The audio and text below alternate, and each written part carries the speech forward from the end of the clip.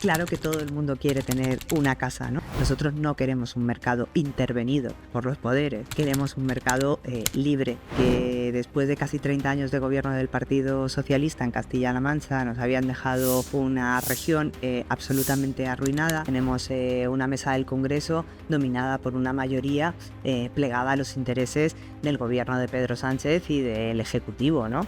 El registro de la iniciativa de la ley de amnistía, una medida que era absolutamente excepcional, pues desde el año 2018 que gobierna Pedro Sánchez se ha convertido en un uso abusivo, porque es la única medida de sacar legislación adelante cuando no tienes una mayoría de gobierno con un apoyo parlamentario suficiente, que es lo que le pasa al gobierno socialista actual. Y está bien. Las minorías tienen que estar representadas y una de las principales medidas dentro del Congreso es llegar a acuerdos con los diferentes. Gobernar con mayoría absoluta debe de ser para algunos fantástico, pero de verdad que resuelve muy poco. Nosotros jamás pactaríamos con Bildu o con los herederos de ETA, ¿no? Y esas son unas líneas rojas que sí que se han roto.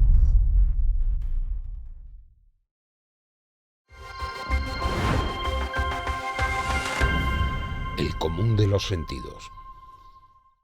Buenas tardes. En el episodio de hoy estamos con Carmen Navarro Lacova. Carmen Navarro es diputada del Partido Popular por Albacete desde hace 10 años y es miembro de la mesa del Congreso. Bienvenida, Carmen. Bien hallados, muchas gracias y enhorabuena por esta iniciativa y este podcast. Gracias. ¿Quién es Carmen Navarro? Bueno, pues Carmen Navarro es una albaceteña que nació hace 47 años, que soy madre de 2 hijos y que soy funcionaria, soy letrada en la Comunidad de Madrid y que, bueno, la vida me llevó a esta vocación política y a tener el honor de ser ya 10 años diputada por la provincia de Albacete. ¿De dónde nace esta vocación política? ¿Nace de joven? ¿Por qué nace y cuándo?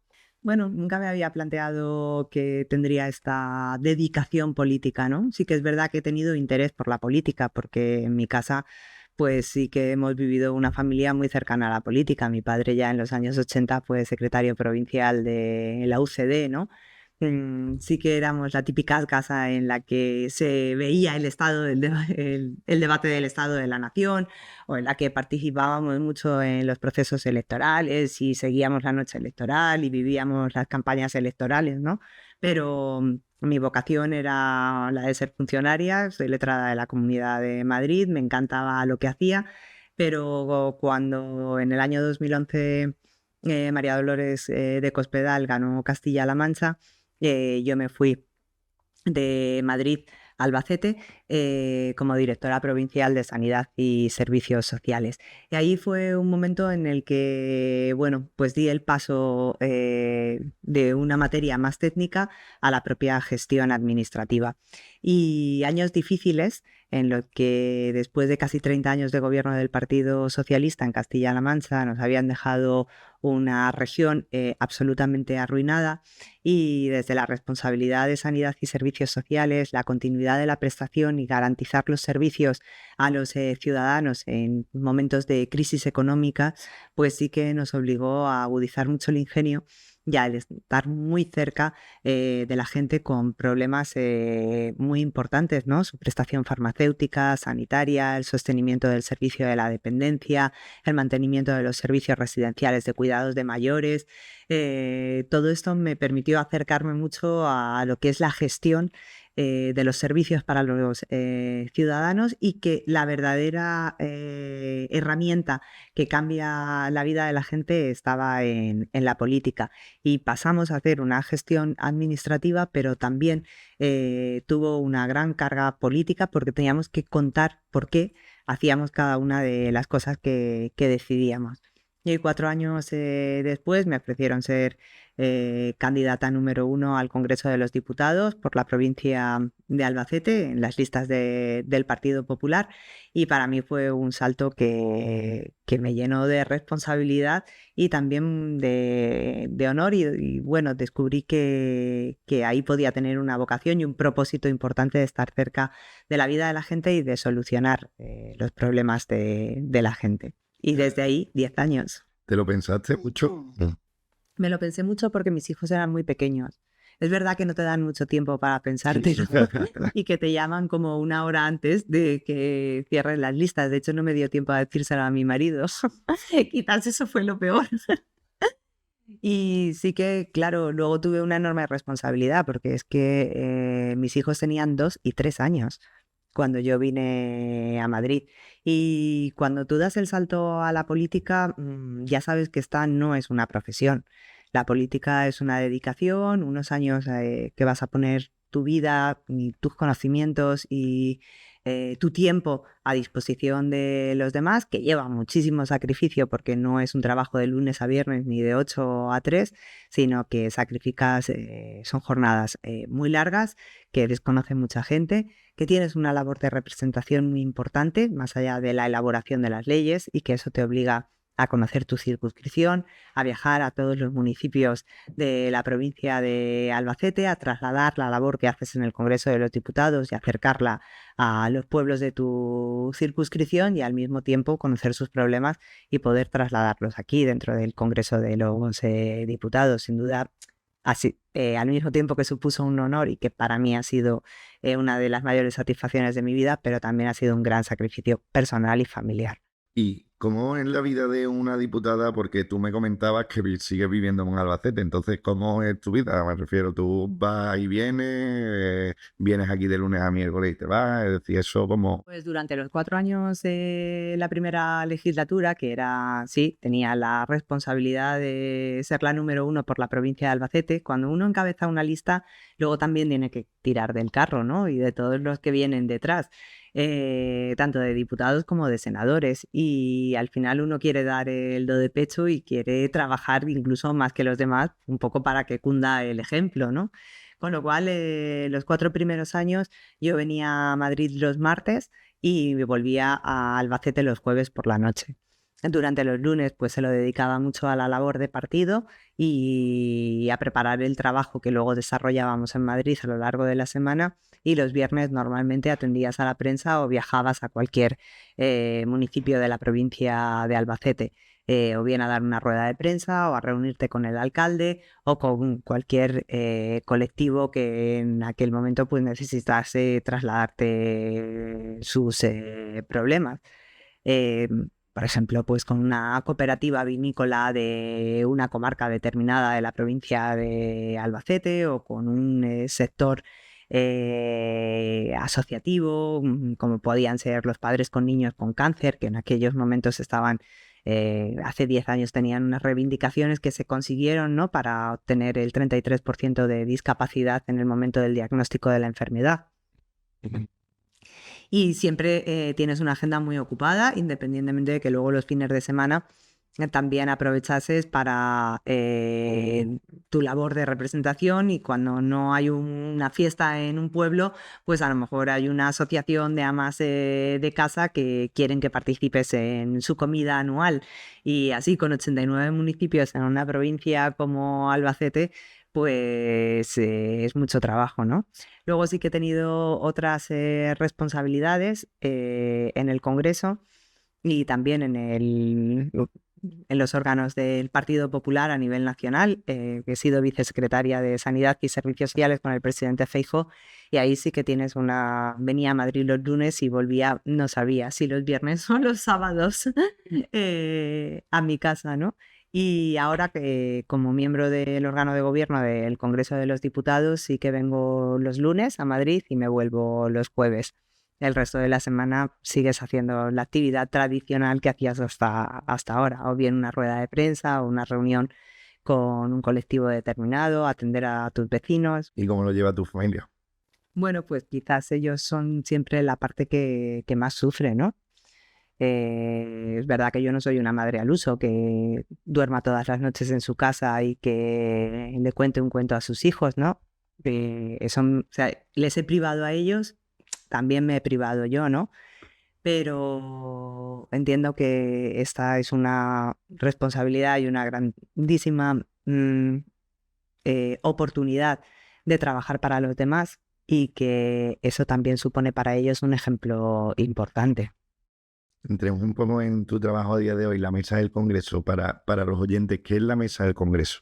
La mesa del Congreso es el órgano que gobierna el Congreso de los Diputados. El Congreso de los Diputados es la Cámara que ostenta la representación de la soberanía nacional dentro del poder legislativo en España, que reside en las Cortes Generales, Congreso y Senado. Y como todo poder del Estado, igual que el Poder Judicial tiene su propio Consejo General del Poder Judicial, y la gente pregunta, ¿qué es el Consejo General del Poder Judicial? El órgano de gobierno de los jueces. ¿Vale? ¿Qué es la mesa? El órgano de gobierno de los diputados. Y además se elige entre los 350 diputados el primer día que se constituye la legislatura. La mesa está compuesta por un presidente, 4 vicepresidentes y 4 secretarios. Son 9 miembros que a lo largo de la legislatura les corresponde todo el gobierno de la Cámara. ¿Y qué es el gobierno de la Cámara? Bueno, pues el gobierno de la Cámara va desde funciones legislativas como el inicio, la calificación de las iniciativas legislativas, de las preguntas de control de los grupos parlamentarios al gobierno, la elaboración y aprobación del presupuesto de la Cámara, la propia contratación, hasta la tramitación con su admisibilidad o inadmisibilidad de cualquier escrito parlamentario que se dirija al Congreso de los Diputados y cualquier otra circunstancia que tenga que solventar dentro de la gobernanza de esos 350 diputados que constituyen la Cámara. Es verdad que también tenemos una serie de funciones administrativas, ¿no? De mantenimiento de la propia Cámara, de presidir los tribunales de acceso a las oposiciones a la administración parlamentaria. También tenemos una serie de viajes parlamentarios, ¿no? En delegación parlamentaria, que hacemos en delegación de lo que es el Poder Legislativo de España y en nombre de los 350 diputados.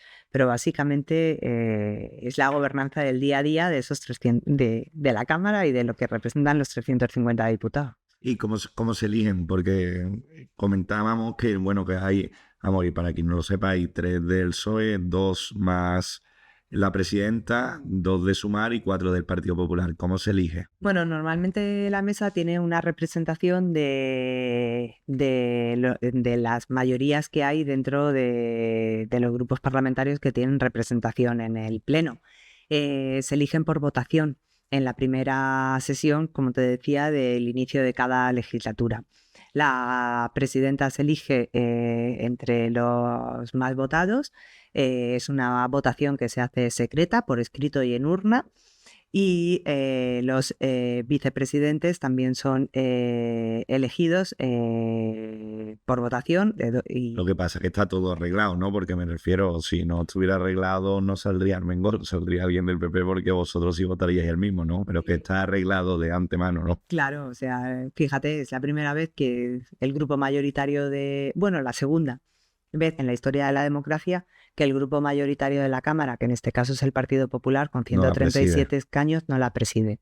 Una vez porque la cedió al Partido Socialista, que fue cuando la presidió Patxi López, y esta segunda vez como consecuencia de las mayorías, pero eso sí, a cambio de una serie de prebendas que el Partido Socialista prometió a los grupos independentistas que apoyaron la presidencia de la Cámara para el Partido Socialista y en su titular Armengol, a cambio de impulsar una reforma para el uso de las lenguas oficiales en algunas comunidades autónomas. O lo de los pinganillos, como quieras.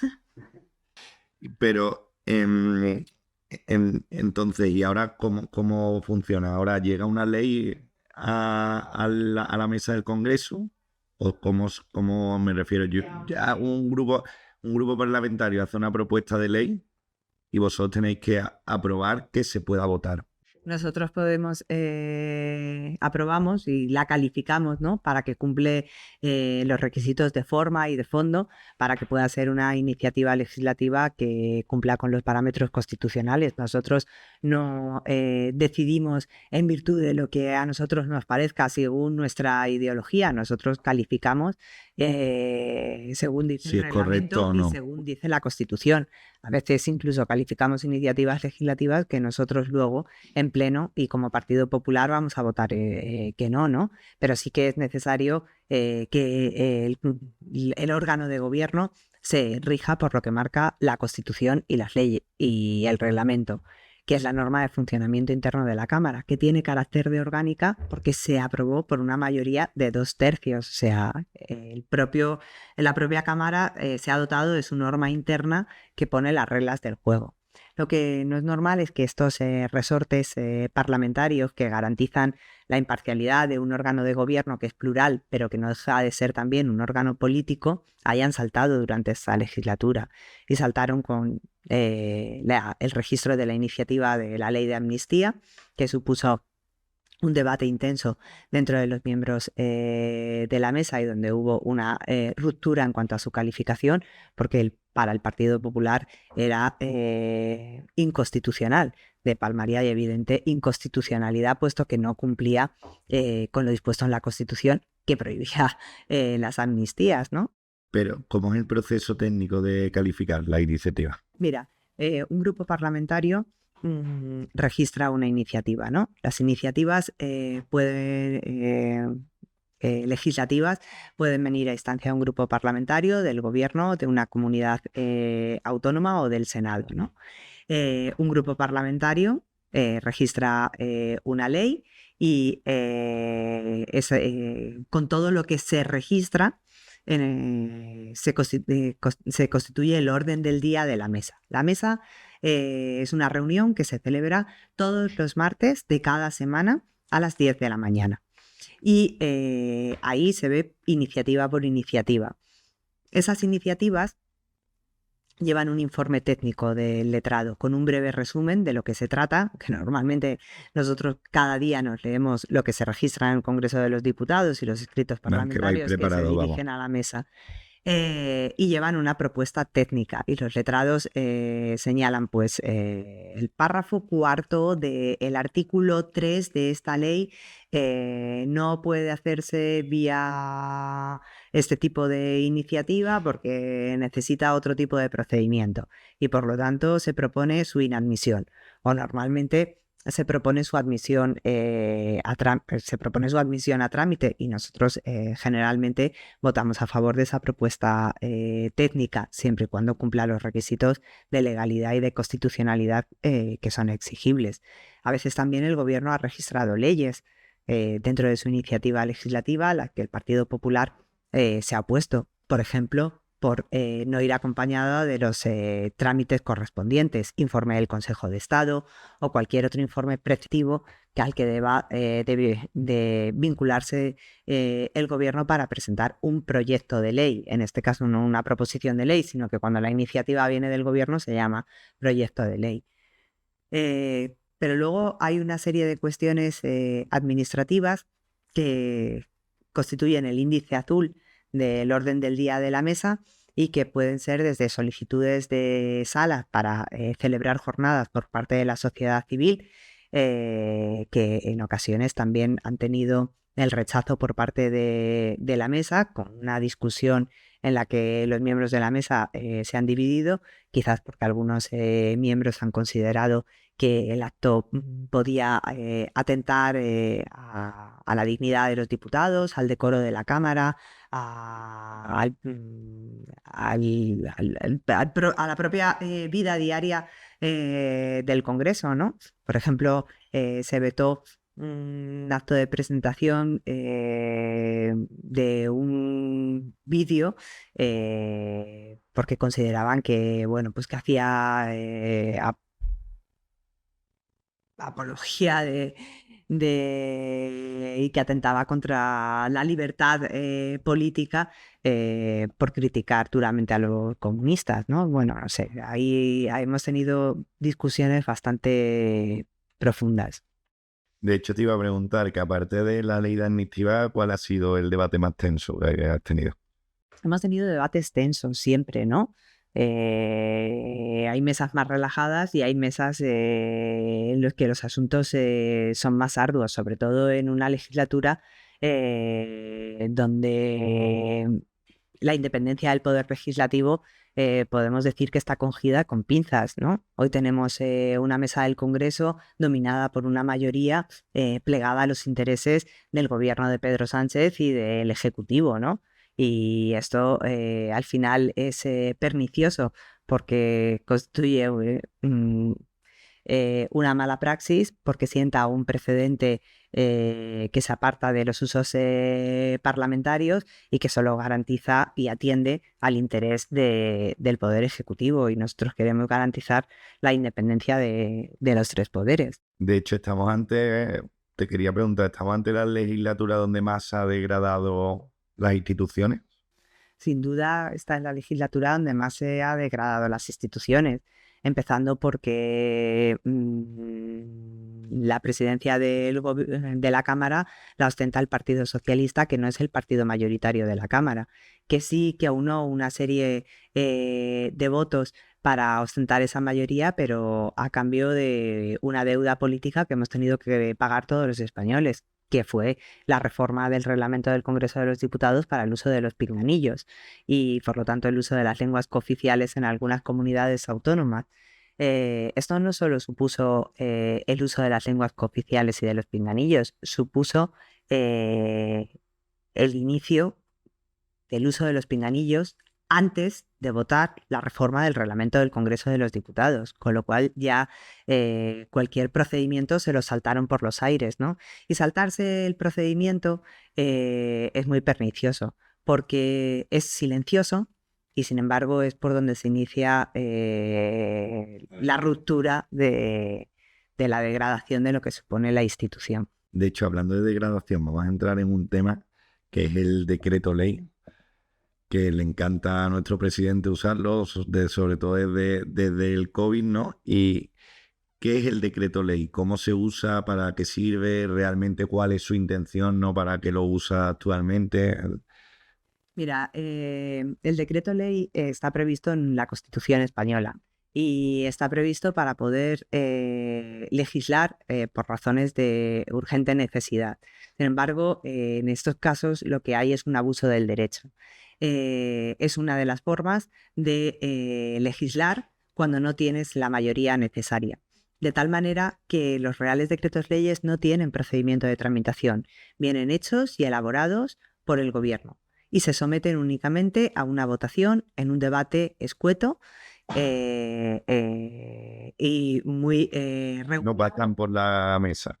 pasan por la mesa, pero Pero simplemente bueno, ya lo tiene ganado, a ver si. efectivamente, ¿no? Bueno, y pasan por la mesa para su calificación. Y tú puedes estar, el Real Decreto puede cumplir sus requisitos. Nosotros nos hemos opuesto en ocasiones porque no considerábamos que el asunto que regula un Real Decreto Ley sea urgente o de extraordinaria necesidad.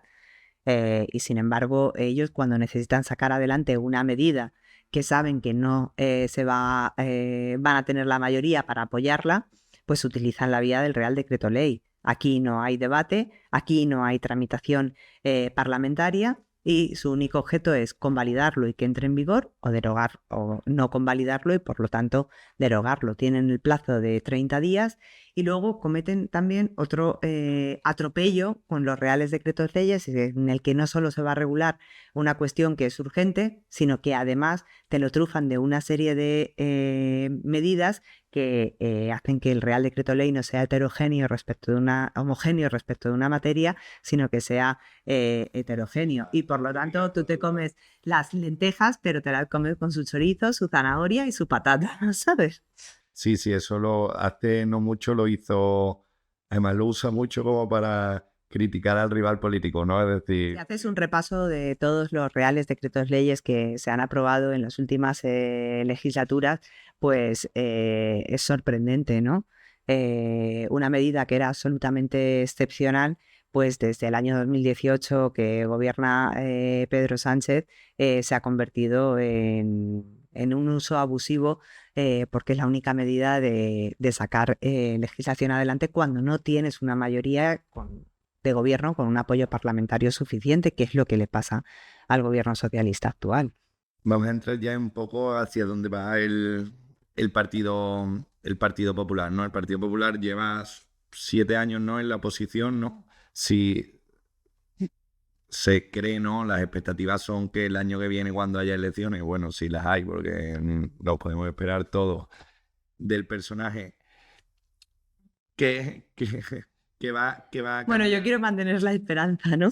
Y sobre todo quiero transmitir un mensaje de esperanza a la gente que nos esté oyendo, ¿no? Vivimos en un estado democrático, las elecciones se convocan cada 4 años, tal y como dice la Constitución. Ya hemos vivido esta legislatura con muchas anomalías, entre ellas casi 4 años sin presupuestos generales del Estado, con lo cual así es difícil cualquier gobierno. 4 años abusando del Real Decreto Ley, 4 años cercenando la iniciativa legislativa de la oposición y congelando esas leyes en el cajón de Armengol y en la mesa del Congreso de los Diputados, y sin embargo tenemos que seguir manteniendo la férrea confianza de que como máximo en julio de 2027 habrá nuevas elecciones en España. Si no, habremos entrado en una deriva muy perniciosa y en la que tendremos muchísima responsabilidad si eso no llega a pasar. Esperemos que no pase. ¿Cómo define el Partido Popular su labor de oposición en este momento para ser visto como una alternativa real de gestión? Bueno, nosotros creo que el presidente Feijóo está marcando el rumbo del Partido Popular, marcando la estrategia dentro del Congreso de los Diputados. El motor de la oposición está sin duda en el Parlamento. Es el poder legislativo y canalizar tu iniciativa a través de las leyes en el Congreso. Y hemos presentado muchísimas leyes en materia de vivienda que vienen a traducir el plan de vivienda que el Partido Popular quiere para España, uno de los principales problemas que hoy tenemos, una serie de leyes que tienen por objeto deflactar nuestro IRPF y adaptarlo a la inflación, ahora que estamos en tiempo de declaración de la renta, para evitar que los españoles sigan pagando tantísimos impuestos. Este año solo van a pagar entre 250 y 350 euros más en la renta que el año pasado, teniendo en cuenta que además nos han subido 141 ocasión los impuestos a todos los españoles. Hay que rebajar esa presión fiscal y tenemos una serie de iniciativas legislativas registradas en el Congreso para ello, pero también una serie de leyes en materia de agricultura, con una serie de bonificaciones fiscales, de desburocratización de las funciones para el agricultor y de todas las cargas administrativas que lleva, que suponen un gran revulsivo, ¿no? Y con una serie de medidas y de una ley de inmigración que también el Partido Popular ha registrado a través de iniciativas en el Congreso de los Diputados. Pero hay otra forma también de marcar que es posible un gobierno del Partido Popular y que es posible sobre todo un gobierno mejor que el que tenemos, y la prueba más evidente son los gobiernos de las comunidades autónomas ahora en manos del Partido Popular, que están viendo cómo hay otra forma de gobernar para los ciudadanos, de garantizar sus servicios que son esenciales, de hacerles una rebaja fiscal que noten un alivio económico cuando tenemos unas cargas impositivas tremendas, y que vean la diferencia de prestaciones, de servicios y de gestión que se tiene en aquellos territorios. Hoy gobernamos para más de 2/3 partes de la población española a través de nuestras competencias autonómicas y de los gobiernos del Partido Popular en comunidades autónomas. Y esa es una buena forma también de ver la diferencia entre un gobierno y otro. Pero justo esto que has dicho último, quería entrar porque eso hace ver que cómo está planteado el Congreso está mal, ¿no? Porque al final mandan las minorías. Es decir, realmente mandan los catalanes y los vascos, y llevan mandando los catalanes y los vascos muchos años porque se le dan muchísimos diputados, ¿sabes? No es que se les den muchísimos diputados. La Constitución española de 1978 y el Partido Popular es un partido constitucionalista, garantiza la representación de las minorías. Y está bien, las minorías tienen que estar representadas. Y una de las principales medidas dentro del Congreso es llegar a acuerdos con los diferentes.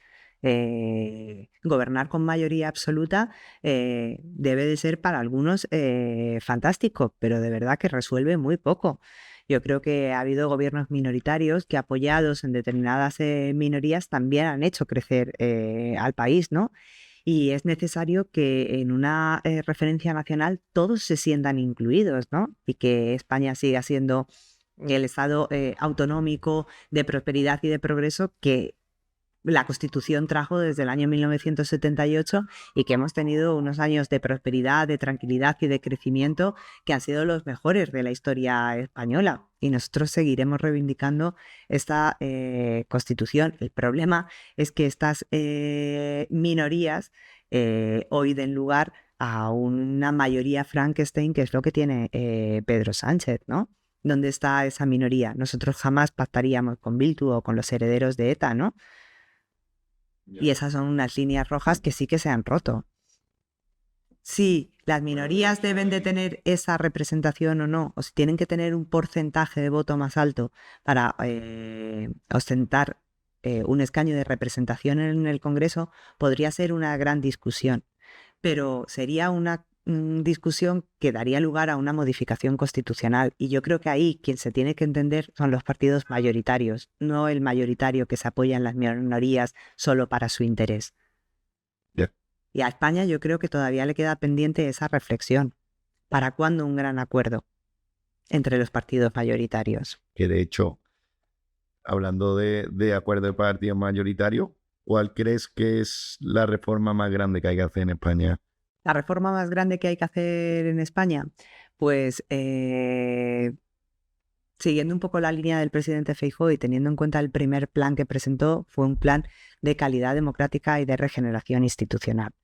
Y es fundamental que después de años de hostigamiento a nuestras instituciones y teniendo en cuenta la desafección ciudadana que hay en la calle respecto del político y teniendo en cuenta que la política es lo más importante que hay que volver a poner esto en valor y por lo tanto hay que volver a hacer una remodelación importante de calado de las instituciones, de creer en las instituciones porque son la garantía de la estabilidad y de la igualdad de todos los españoles. Sin instituciones no hay igualdad posible y necesitamos instituciones robustas porque son el marco que sostienen nuestra convivencia y son los pilares en los que pueden sostener lo que hoy conocemos, ¿no? Como las reglas del juego. Y si eso se erosiona, corremos el riesgo de que nuestra democracia no se sostenga.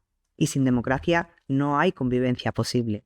Y una vez que la convivencia esté tocada, restaurar eso va a ser muy difícil. Por lo tanto, esa es una de las reformas pendientes que tiene el país.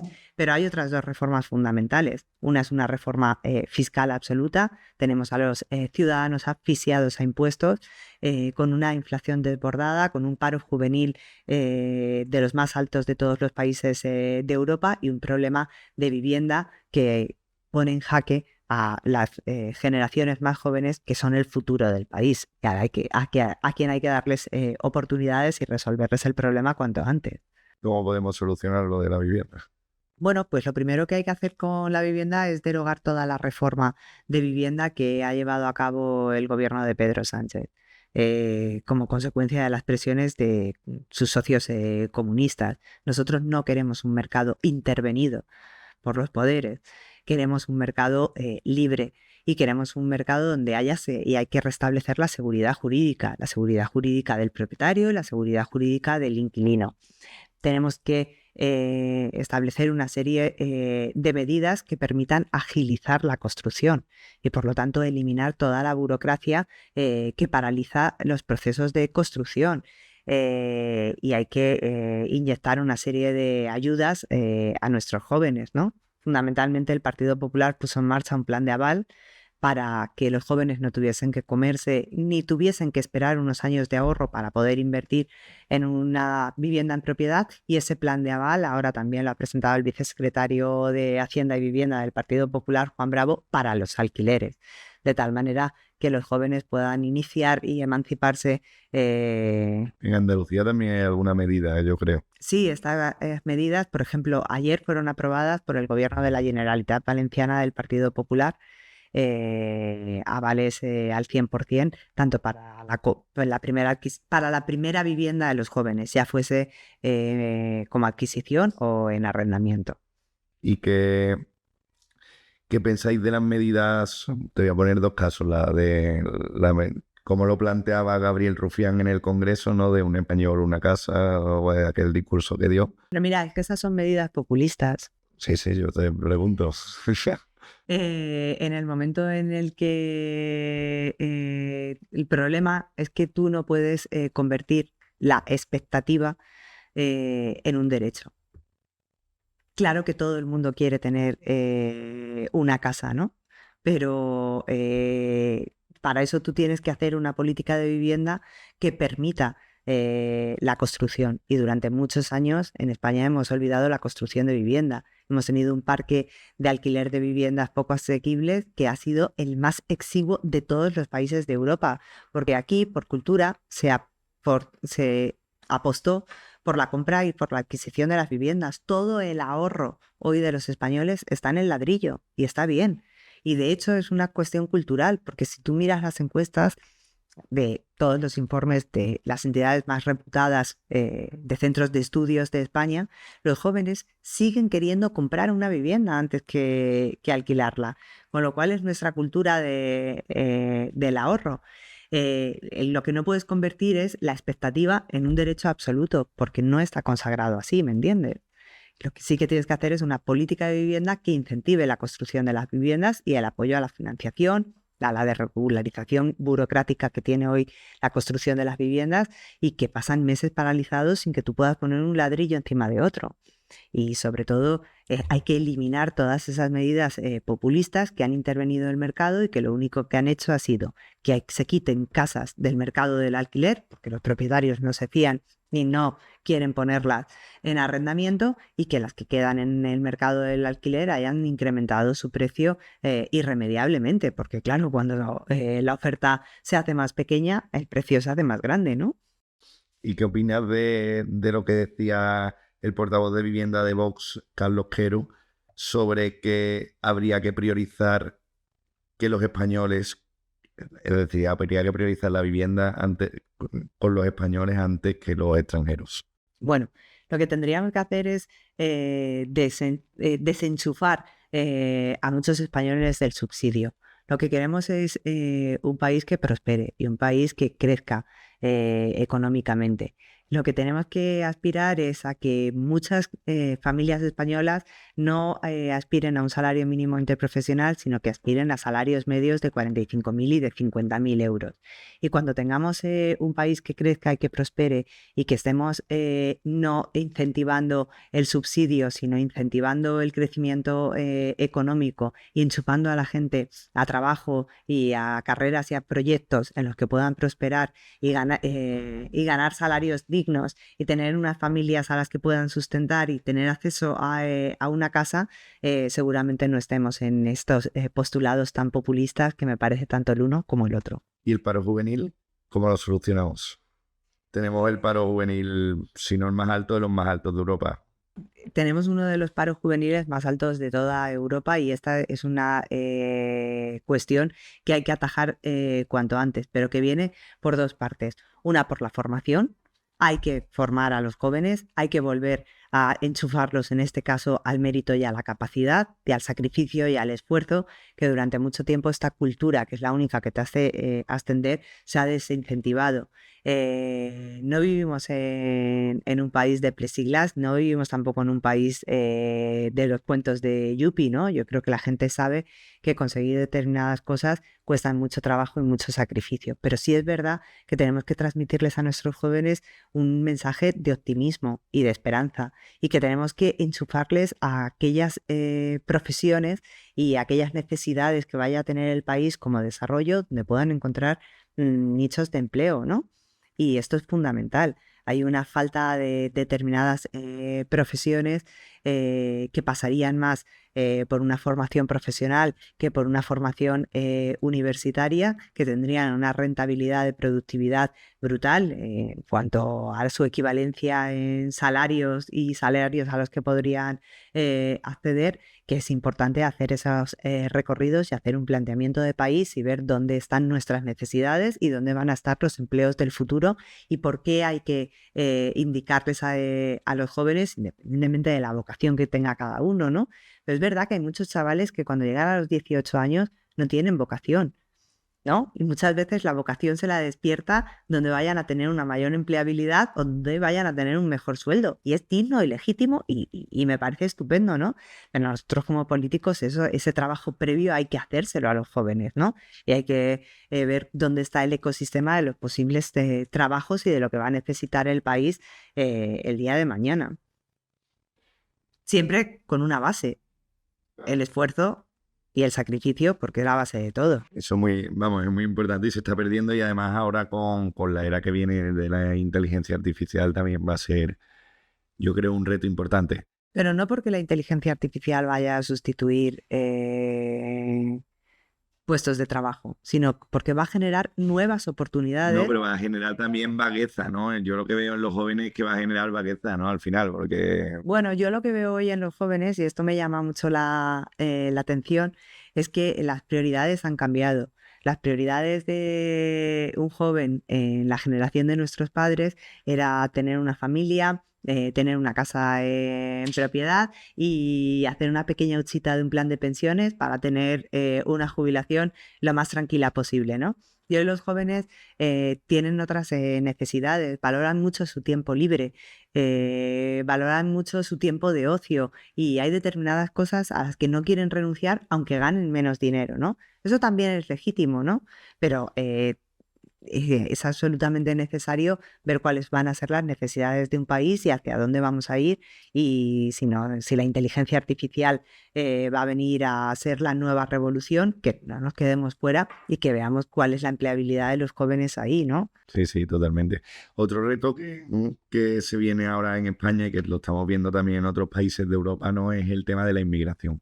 ¿Cómo plantea el Partido Popular la inmigración? Mira, nosotros siempre hemos dicho que esta no es una cuestión para postulados populistas. Nosotros queremos una inmigración regular, legal, ligada al empleo y con seguridad jurídica, que no rompa la convivencia de los españoles, que no genere una cuestión de desarraigo y sobre todo que no haya problemas de seguridad interna, ¿no?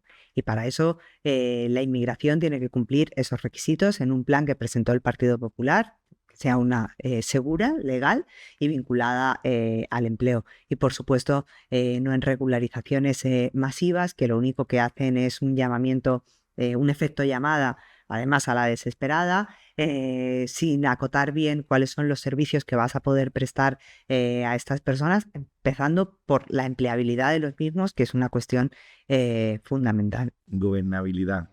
PP, Vox. ¿En qué estado se encuentra ahora los pactos? Y también cómo la campaña electoral de Andalucía está dentro de estos pactos que están todavía por salir en Extremadura y Aragón. Bueno, yo no estoy en la sala de máquinas del Partido Popular, no estoy tampoco en la sala de máquinas del secretario general Miguel Tellado, ni en la organización del partido, ¿no? Pero entiendo que el Partido Popular sí que tiene una serie de líneas rojas, ¿no? Pactos, nosotros atenderemos al resultado de las urnas, que en definitiva es el mandato que te dan los ciudadanos, ¿no? Pero es verdad que hay una serie de líneas que el Partido Popular y que el presidente Feijóo ya presentó a finales de febrero como líneas para poder pactar en los 3 territorios de las comunidades autónomas donde hemos tenido elecciones recientemente, Aragón, Castilla y León y Extremadura, y evidentemente pasan por una serie de líneas a las que el partido no va a renunciar. La legalidad de los acuerdos dentro del marco de las competencias de cada uno de los territorios es importante, que nosotros apostamos por una regularización para que haya menos burocracia en materia de campo, o una serie de líneas rojas en materia de inmigración, una bajada fiscal, un respeto absoluto a la productividad frente a esas líneas y pactos verdes que han afectado a la sostenibilidad y sobre todo a la competitividad de nuestro territorio, y a partir de ahí sin duda, respetar el mandato de las urnas. Nosotros, y creo que no sé si te lo he dicho antes, pero lo que está claro es que con quien no vamos a pactar es con los herederos de ETA. A partir de ahí, claro que se puede hablar y claro que se puede negociar.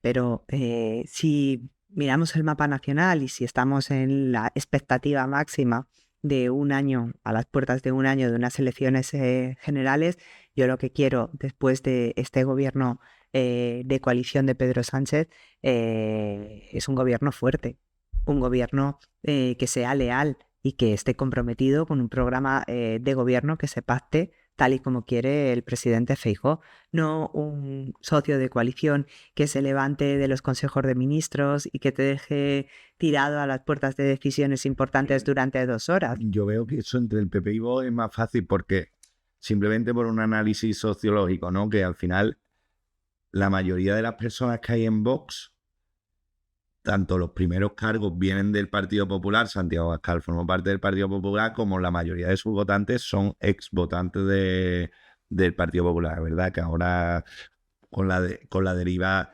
también que está tomando Vox últimamente, también salen pues de varios obreros y tal, pero al final es como Vox es una escisión de la parte más conservadora o más radical de lo que era el Partido Popular. Entonces, yo entiendo que a la larga tiene El que voto ser... a Vox es una consecuencia de lo que se vive. Si sube un extremo en la izquierda, sube un extremo en la derecha. Es así. Y hoy estamos en una sociedad muy polarizada y en una sociedad muy de extremos, ¿no? Pero Vox no es una escisión del Partido Popular. Vox es Vox. El Partido Popular se ha mantenido donde se ha mantenido siempre. A mí, ¿qué me gustaría? Me gustaría tener un gobierno fuerte del Partido Popular. Y yo insisto, y la reflexión no es mía. No es lo mismo un gobierno de coalición con 30 o 40 diputados de Vox que un gobierno de coalición con 70 diputados de Vox. Cualquier gobierno de coalición ya es difícil y lo hemos visto en los gobiernos de coalición de la izquierda. Claro que aspiramos a poder gobernar solos. Es legítimo el interés del presidente Feijóo, ¿no? Sobre todo porque será bueno para España y porque cuanto más se ha erosionado nuestras instituciones, nuestra credibilidad como gobierno, como poder ejecutivo, en cuanto a la capacidad de gestión de este gobierno de Pedro Sánchez, que ha sido nula, sin apoyo social, sin apoyo parlamentario, sin apoyo prácticamente económico, porque han tenido la mayor inyección de dinero de los últimos gobiernos de la historia de la democracia como consecuencia de los Next Generation y del apoyo de Europa, y sin embargo no han sido capaces de traducirlo en la gestión que necesitaba el país en este momento, con lo cual suma otro fracaso más. Cuanto más debilitados salgamos de este gobierno de coalición, más el país va a necesitar un gobierno fuerte. Y un gobierno fuerte pasa por un gobierno que tenga una amplia mayoría que pueda tomar decisiones de calado. Lo que pasa es que está la sociedad cada vez más fragmentada, ¿no? En las elecciones actuales que está viendo, lo estamos viendo, ¿no? Al final el PP gana en todas, pero Vox crece también. Bueno, pero ha crecido también de forma proporcional. No olvidemos que, por ejemplo, en Extremadura el PP tiene el triple de diputados que Vox. Sí, pero... No olvidemos que los resultados y los porcentajes de voto en Castilla y León han sido unos resultados muy contundentes y de apoyo de la sociedad castellano-leonesa al Partido Popular y a su gestión en los últimos años. Porque quiero recordar que los que se levantaron de los gobiernos y abandonaron sus responsabilidades de gestión fue Vox, no fue el Partido Popular. Y creo que ahora está más la pelota en el tejado de Vox. Quiere gobernar y quiere asumir las responsabilidades que aquellos que han depositado su confianza dan para ser o no la llave del gobierno, o va a bloquear y no va a asumir sus responsabilidades de gestión. Pues entonces que no entren en los gobiernos, ¿no? Pero tendrán que ser útiles a aquellos que les han votado. Los ciudadanos te dan la confianza si tienes utilidad, si gestionas bien, si gobiernas bien, si adoptas las medidas que consideras oportunas, pero si te vas a quedar fuera de todo y no vas a asumir responsabilidades y tu única labor es la de bloquear un posible gobierno y una posible alternativa y gestión para tus vecinos en una comunidad autónoma, evidentemente irán perdiendo apoyos. Y estoy convencida de ello. En las siguientes elecciones, por entender cómo funciona eso, ¿ya es Núñez Feijóo el candidato del PP o tiene que haber una primaria, se vote eso? ¿Cómo funciona? No, nosotros celebramos nuestro último congreso el pasado mes de julio, ¿no?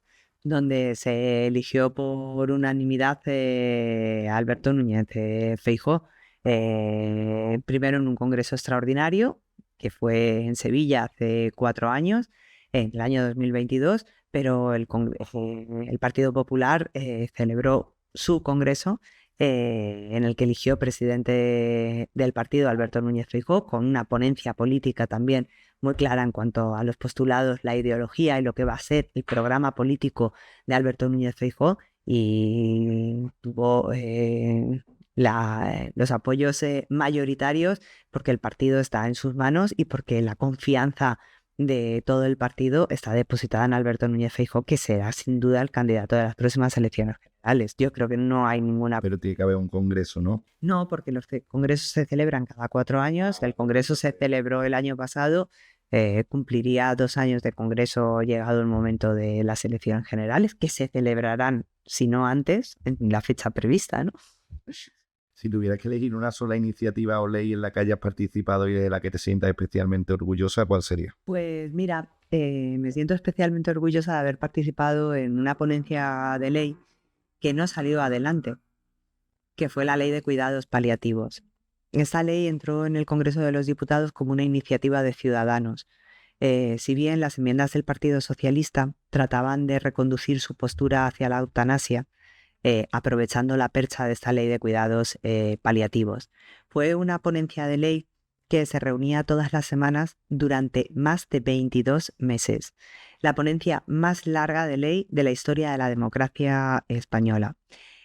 Por fin se logró aprobar en el Congreso de los Diputados la tercera semana del mes de mayo y se mandó al Senado para su aprobación allí, su segunda lectura, ¿no? Como es el Senado, una cámara de segunda lectura, con tan mala suerte de que la misma semana que se iba a votar en el Senado, la moción de censura cambió el gobierno. Y por lo tanto esa ley nunca más se llegó a... Prorrogaron sus plazos de enmienda y nunca llegó a aprobarse. Para mí ha sido un honor participar en esta ley porque era una ley que necesita el país, que todavía no está aprobada, que hubiese venido a solventar muchísimos problemas y al mismo tiempo que supuso un honor porque se trabajó minuciosamente y durante mucho tiempo tratando de evitar que esta ley fuese una línea que cruzase y traspasase con otro nombre lo que pretendían algunos ideológicamente. Sin embargo, se quedó en un cajón y hoy la veo más necesaria. ¿Hubiese evitado lo del caso de la chica esta? No lo sé si hubiese evitado este caso o no. Este caso viene de una serie de circunstancias anteriores al momento en el que ella pide la eutanasia, ¿no? Una familia desestructurada, una protección social de menores, abusos de menores, que ahí lo que hay es sin duda un fallo del sistema, un fallo, ¿no? Un fallo del sistema, un fallo como sociedad. Y sin duda sí que ha sido un fallo. No sé si lo hubiese evitado. Creo que una ley de cuidados paliativos hubiese frenado a que la iniciativa del PSOE como ley de eutanasia hubiese salido adelante. Porque creo que teniendo unos buenos cuidados paliativos, la gente hubiese visto que no era necesario cruzar una línea roja que no supone más que un pozo negro en el que no hay salida. ¿Qué le dirías a un joven que quiere dedicarse a la política con toda esta fragmentación, este ruido? Pues que más allá del ruido que vemos en la televisión, ¿no? Es verdad que es lo que más llama la atención, ¿no? 30 segundos de refriega política, pues claro, comunicativamente captan mucho la atención, ¿no? Pero este es un trabajo muy arduo que lleva muchas horas de sacrificio. Así que lo primero que le diría es que se prepare y que se forme en aquello que le gusta, que pueda tener un futuro, una perspectiva laboral y luego que no lo dude. Si esta vocación le llama, si le llama el poder aportar valor a la sociedad, si tiene propósito en la vida, pues que se dedique unos años a esto que van a ser absolutamente enriquecedores y que además es necesario. Yo una de mis principales labores y que también me pongo así como propósito es recibir a muchísimos jóvenes en el Congreso. Casi todos los colegios de la provincia de Albacete han pasado por el Congreso de los Diputados. Rara es la semana que no tenemos una visita de jóvenes donde les enseñemos el Congreso, acerquemos la institución, les contemos qué hagamos y oiga, igual de aquí sale alguna vocación política, ¿no? Siempre lo digo al cierre de las visitas. ¿A quién de vosotros les gustaría estar sentado aquí en un escaño? Oye, te sorprendería el escaso porcentaje de gente que levanta la mano.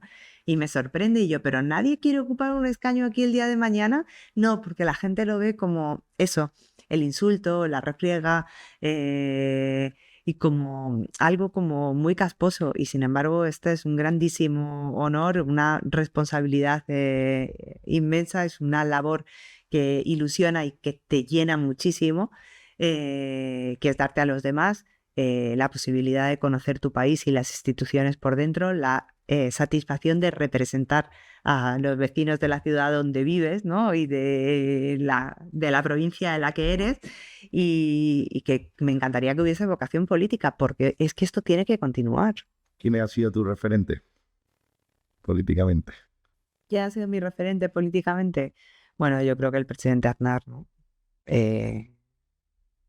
Cuando el Partido Popular gana por primera vez las elecciones después de un momento de gobierno del Partido Socialista, de Felipe González, de un felipismo muy deteriorado, con aquellos casos de corrupción, con una crisis económica brutal, también de empleo, de hastío para los jóvenes, y sobre todo en un momento crucial y vital para ETA. La lucha contra ETA a los jóvenes nos conmovió, ¿no? Y yo la primera vez que voté fue en el año 1996 y fue el cambio de gobierno, ¿no? Del PP, del PSOE al PP. Pues eso nos ilusionó, ¿no? Y es verdad que uno llega a su madurez, ¿no? Como adulto ya, en torno a los 18, 20 años. Y claro, fue un momento de cambio para el país, ¿no? Cuando empiezan a hacerse una serie de reformas legislativas y estructurales, el país empieza a crecer económicamente, España cuenta en el mundo, a la gente le va bien, bueno, la determinación con la que se plantó cara a aquellos que intentaban aterrorizar y dinamitar nuestra democracia, ¿no? Como era ETA, no había semana que no viviésemos un atentado terrorista, ¿no? Tú llegabas a casa con 17, 18, 19 años. Para mí fue un momento crucial el secuestro de Miguel Ángel Blanco. Porque yo me senté al lado de mi padre y le dije, el gobierno pagará el rescate, ¿no? Me dijo, el gobierno no va a pagar el rescate. Claro, los mayores, ¿no? Sabían que un gobierno no podía ceder al chantaje, ¿no? Y querían eso en ese momento. Pero claro, tú tienes en ese momento 19 años y dices, perdona, hasta que eres capaz de comprender eso, ¿no? Eso es para una generación de jóvenes como la mía, supuso un antes y un después, ¿no? Y claro, si hay un referente para mi generación es José María Aznar y el presidente Aznar. Sin duda, luego hemos tenido magníficos políticos en España y también en otros partidos políticos, ¿no? Pues muchas gracias, Carmen, por este rato. Muchas gracias a vosotros.